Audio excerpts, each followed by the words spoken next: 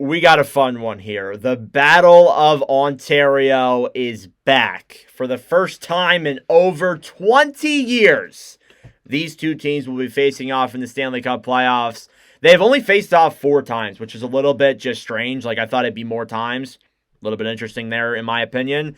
And the last time these teams faced off, Toronto actually won, guess what, in 7 games in 2004. You know what 2004 was? The last time the Maple Leafs got past the first round until nearly 20 years later in 2023.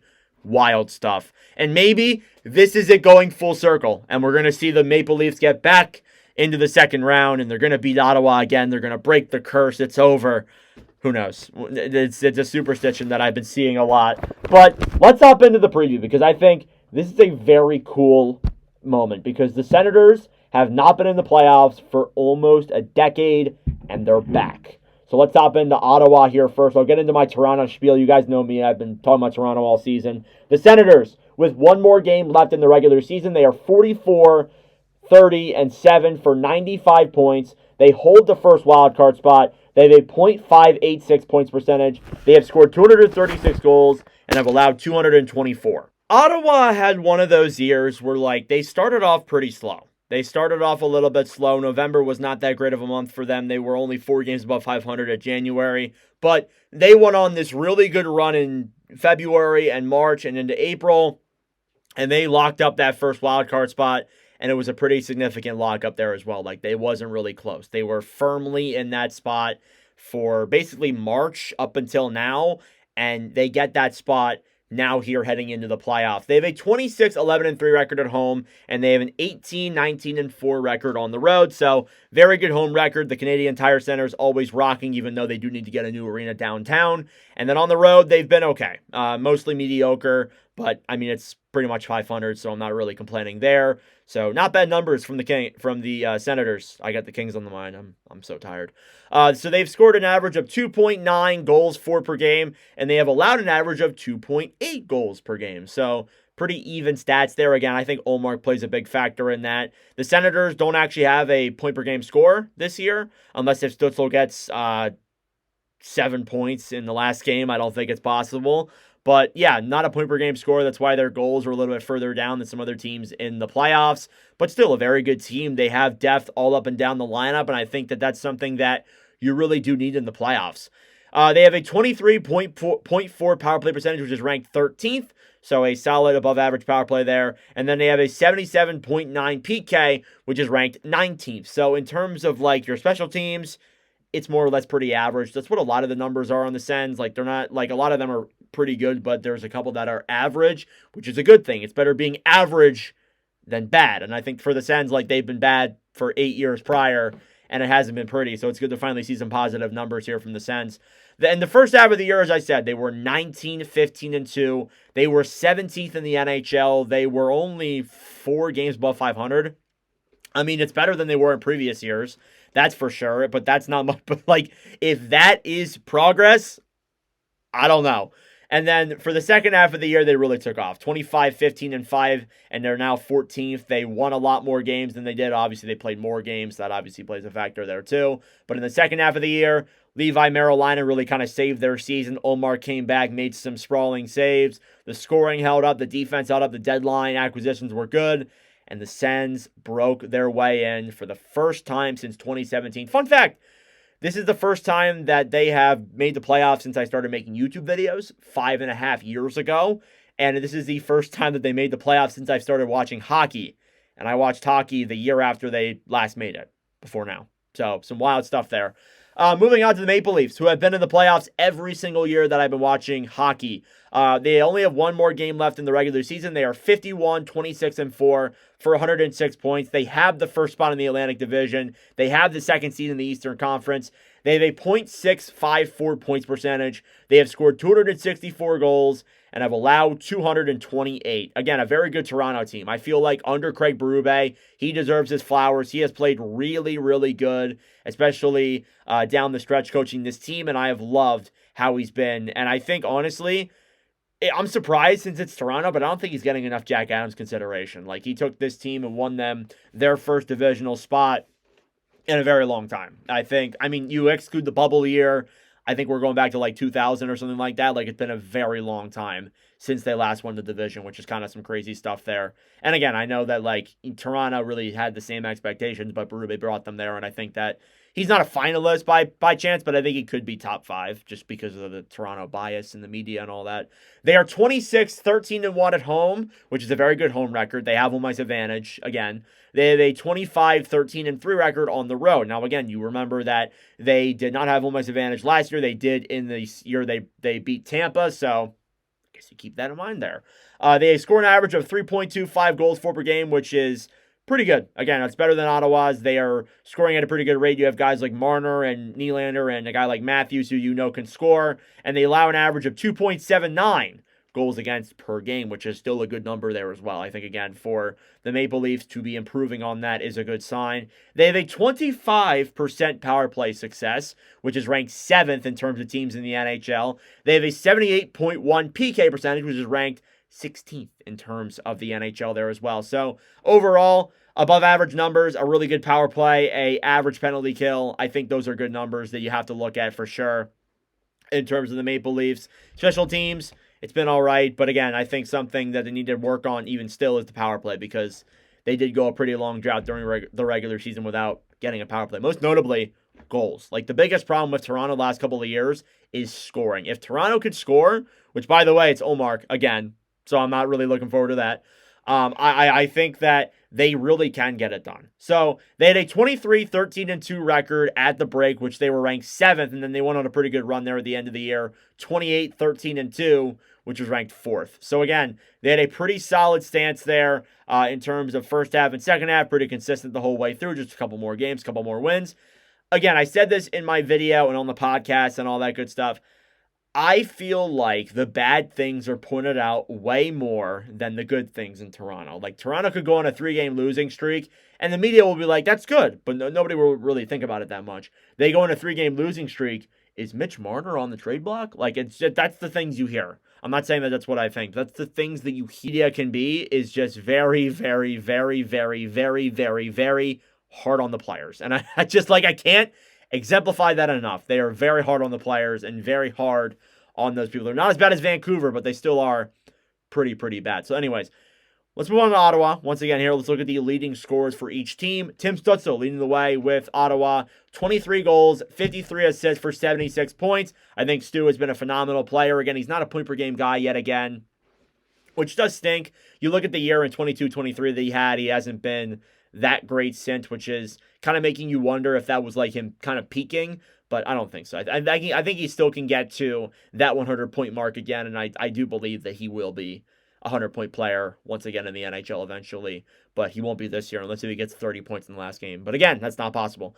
Drake Batherson, 24 goals, 41 assists, 65 points. The emergence of Batherson is unreal this year. He's had a really good season. Last year, if I remember correctly, he wasn't that great. He had a little bit of a down year, but this year comes right back, scores 25 goals essentially, gets 40 assists, and leads the team in second in scoring. He's just been so phenomenal for the Sens down the stretch. Brady Tkachuk, we know what Tkachuk can be. He can be that physical jerk, or he can be that scoring phenom. He had 29 goals this year, 26 assists for 55 points. He's actually, I think, first in team scoring, which is crazy because that makes you think they don't have a 30-goal scorer, which is kind of wild. And it makes me a little bit worried about their scoring in the playoffs. Again, like, I don't know. Like, they have never been in the playoffs before. But again, like, with the Senators, at least compared to Toronto, they have no expectations, more or less. And then Jake Sanderson, 11 goals, 44 assists for 55 points. Sanderson, I think definitely in the first half of the year and down the stretch, he hasn't really been that good. He's kind of had a down season, but I feel like he's improved as the season's gone along, and he's obviously top 5 in points, so that's got to mean something. And then Claude Giroux, 15 goals, 35 assists for 50 points as well. Giroux, legend, Flyers legend. I love Claude Giroux when he was a Flyer, and I really hope he goes far. And that's why I'm kind of pulling for Ottawa here in this series, if I'm being honest with you guys. Now, some of the other players that I do want to mention, you got Dylan Cousins and Fabian Zetterlund, who were acquired in the Cousins and Zetterlund deals. And I think both of them have been good ads. Cousins has been a very good ad. I think since coming over to the Sens, he might be a little bit under point per game, but he's still been very good. And then Zetterlund, I think, has still also been solid too. Just on like a fourth line limited role. I think he's still a very good player there as well. So I like those ads. As well as that too, Shane Pinto, 20 goals this year. Again, I thought Pinto would take a little bit more of a step, but he's still been pretty solid. And then Adam Gaudette, career high in goals. I think he has solidified himself as an NHL player after this season. 17 goals this year. So he has more goals than Sanderson and Claude Giroux, and he's getting up there. So Gaudette, big credit to him. He was phenomenal, especially at the beginning of the year, 100%. And then you look at Toronto. The Toronto end of scoring, Mitch Marner leading the way, 27 goals, 73 assists for 100 points. He finally did it. The best 100-point scorer to never score 100 points. Finally scored 100 points. It's been so long since Marner's entered the NHL. I can't believe it took until now for him to get it. He's had some super good years, and he just couldn't come to it. Like, even the years where he was, like, higher than Art Ross or considered in the Hart voting, he didn't have 100 points, and now he finally does. So, Mitch Marner, got to give him a lot of credit. Congrats to a finally 100-point year. It's great to see. William Nylander, second in goals, second in scoring, 45 goals, 39 assists, 84 points. He's actually first in goals. My apologies. Nylander's been phenomenal. I think he's still second or third in goals in terms of just scoring in the league. He's been so good, just racking up the goals on the back end and doing all the things he needs to do, putting the pucks in the net, passing the puck. Nylander, always been one of my favorites. And again, he's always been one that shows up in the playoffs as well. So, got to keep that in mind. And then Austin Matthews, 32 goals, 45 assists for 77 points as well this year. Matthews, I've been a big fan of for a long time. This year's been a struggle. I will admit that. This year's been a pretty rough year for Matthews in terms of just his overall health, his overall production. There's some concern about that injury may not lasting over the season. Like, it might last longer than this year. And I'm a little bit worried about that if I'm the Maple Leafs. But again, 32 goals still for Matthews. Still a really high goals per game pace, which again, I've heard a lot of with Ovechkin breaking the record. But still, I think Matthews, still a phenomenal player, still a phenomenal scorer, should not get overlooked. John Tavares, fourth in scoring then, 38 goals, 36 assists for 74 points as well. Man, Tavares has been a scoring machine. It's going to be a hard decision for Toronto in the offseason. I would think if they lose in the first round, I would imagine they probably do move on from him. But again, he scored 40 goals this year, essentially. How could you not keep him? I don't know, to be honest. It really all depends, and I want to get into that at the end of the preview here. But there's a lot on the line for Toronto. I think I mentioned that a lot throughout this entire year. And then Matthew Knies, fifth in scoring, 29 goals, 27 assists for 56 points. So Knies, very good young player there as well. Has always been a phenomenal player for Toronto and kind of took a breakout year. He has as many points as he does hits, which is just kind of crazy to think. He's a hitting machine. He could score offense for you as well. He's a gritty type player, and that's somebody that you got to love there if you're a Maple Leafs fan. And then some other guys too. They obviously got Lawton and Carlo. Lawton, good center. I think I've liked Lawton a lot. Battle of the two former Flyers, Giroux and Lawton, that being. I do think that he could use some more production as that third line guy, but he hasn't been terrible. And then Carlo, a good out on that top four. Again, I've been saying a lot in videos, like they have that top four completely solidified now. One thing that I am wondering, though, is what's going to happen to Morgan Riley. If the Senators do beat the Maple Leafs, you got to think there's some real change coming. And Morgan Riley has not been that great this year in terms of just overall, play. I wonder if we could see him on the move. Again, I know he has a long contract. I know he has a long deal upcoming, but I really wonder if that's something we could see happen there. And obviously, too, I want to give a shout out to Bobby McMahon. 20 goals on the year. He's been phenomenal. A really good pickup from Toronto, too. And then Nick Robertson, 15-2. Again, you got some secondary scoring there that I really think can help this team out in terms of the depth. That being said, let's take a look at the goaltenders, because I think the goaltending is really where this series might come down to. Linus Ullmark on one end for Ottawa, 24, 14, and 3, a 2.67 and a .911. I think you look in terms of just the heart, like the most valuable player on Ottawa, it's Ullmark. I don't really think it's close. I mean, you could argue Stu or Kachuk, but Ottawa last year had terrible goaltending. And overall, the team had a pretty down year, but last year, the goaltending was atrocious. It was very bad. It was terrible. And Ullmark comes in, puts up it's kind of average numbers for him. I mean, he's had better seasons, and he puts the Sens right into the playoffs. It's just phenomenal how he's been. Just the health is what concerns me, though, with Linus Ullmark. And then Forsberg, 11, 12, and 3, a 2.72 and a .901. I think Forsberg Might have played his last game with the Sens, just has not been consistent enough to be that backup goaltender. I think you see Merrill how he's been in the AHL and with the Sens this year. I think Forsberg's played himself out of the job, unfortunately. We'll see where he goes next, but it probably won't be in Ottawa. And then you look at the Toronto end. They have two pretty good goaltenders, and I wonder who will be the starter. Joseph Woll, 26-14-1, a 2.72 and a .909. Woll, proven in the playoffs, has been phenomenal. He's been really good this year in relief of Stolarz, who has been injured at points this year. And then that being said, Anthony Stolarz as well, 21-8-3, a 2.14 and a .926 there as well. So Stolarz, very solid goaltender as well. I think he's had some great seasons, and a Nordcast legend at that. And I think he might be the starter, if we're being completely honest. I feel like he's the one that will get the starting job. We'll see, though.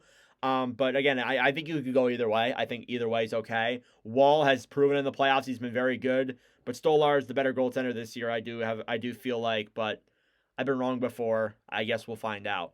So there's a lot on the line for Toronto. Again, you got to look at the Maple Leafs. Like this has to be the year. If they lose to a team like Ottawa, that is the first team in the playoffs in essentially like year 9 of the Matthews era, and you only have one playoff win, you got to make changes. But again, we saw that last year. I don't know. This year does feel different, though, because of Mitch Marner coming off of the books. You also have, as well as that, too, Matthew Knies coming off, too. Tavares. You got Shanahan. His job is looming. I don't know. As for the Sens, they have, like, no expectations. Hey, they got into the playoffs. It's their first time in 8 years. You guys know LeBlanc. Shout out to LeBlanc. He's probably watching this right now. He literally could see the Sens get swept. I mean, he wouldn't be like happy over it, but he would be like, hey, we still made the playoffs. I don't care. That's progress. I don't know how happy he'd be if it wasn't against Toronto, though. Anyways, but yeah, there's a lot on the line for the Maple Leafs, and we're going to have to see where it goes. But let me know our predictions in the comment section down below.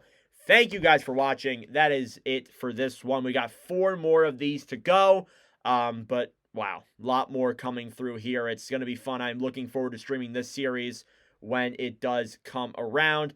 But anyways, that's it for me. Thank you for watching, and I'll see you guys in the next video.